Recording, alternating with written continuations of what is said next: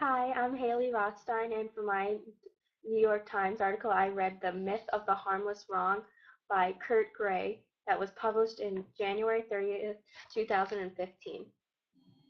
The purpose of this article is to show how that we all view the world differently, and what we deem as immoral, someone else will see as moral.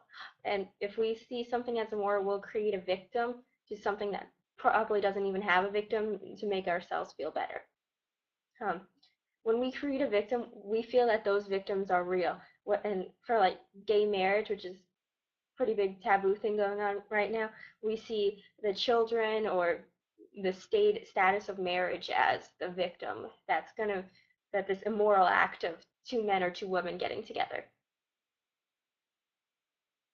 So Gray wrote this article to say that when we create a victim in our mind, it's not just to have a reasoning. It's not just to have a fake victim.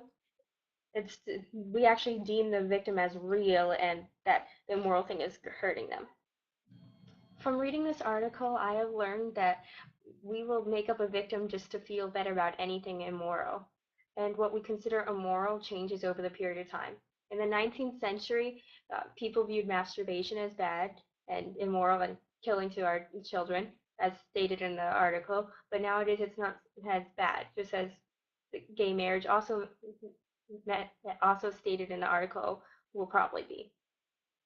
If I were to further look into the topic of the myth of the harmless wrong, I would look into psychology journals like Consulting Psychology Journal, Practice and Research, or any other journals I could find, maybe even go to Google Scholar. And I'd look into perception, victim blaming, morals and values and how they differ in each country, and just see why people think if something is immoral then and now compared by time. One of the ways that Kurt Gray's article, The Myth of the Harmless Wrong, fits in with the learning and behavior book is that we learn what's immoral from our parents, our peers, and our environment.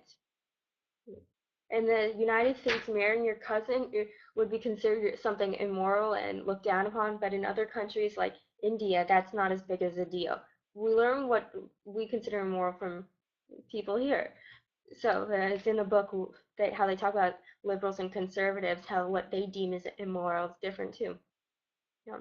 Another thing that the book talks about, I mean, the article talks about, is how we create a victim.